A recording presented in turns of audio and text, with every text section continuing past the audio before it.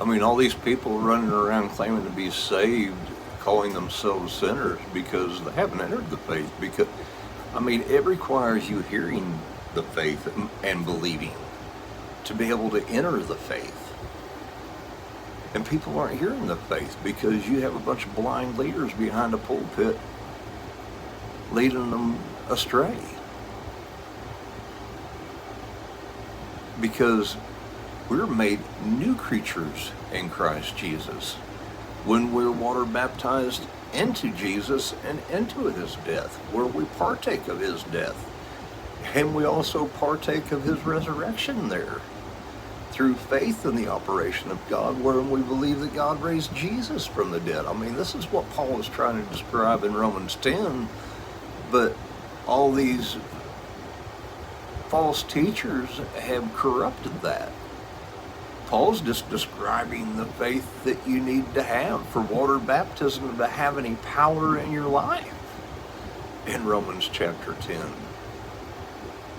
I mean, because unless you believe that Jesus is the Christ, the Son of God, that he died on that tree and that God raised him from the dead the third day, it has no power in you. And if you're not willing to confess him Lord and actually make him Lord, that means, I mean, that's what Romans 12 is describing. I call you near to listen. By the mercies of God, present your bodies as living sacrifices, which is holy and acceptable unto God, which is your reasonable service, talking about our spiritual worship. As Jesus told the woman at the well in John chapter 4, the hour comes and now is that neither in this mountain nor in Jerusalem shall people worship God. He says, for they that worship God must worship him in spirit and in truth. For God is spirit, and those that worship him must worship him in spirit and in truth. For that's what God desires.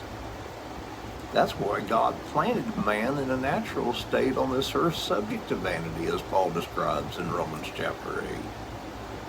I mean, Jesus is the second man, the last Adam, who was always ordained to come before the foundations of the earth ever were.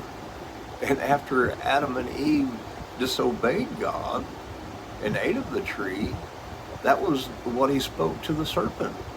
I will put enmity between you and the woman, and between your seed and her seed. I mean, we need to understand what he's talking about, because he's talking about the Antichrist and Christ at the very beginning.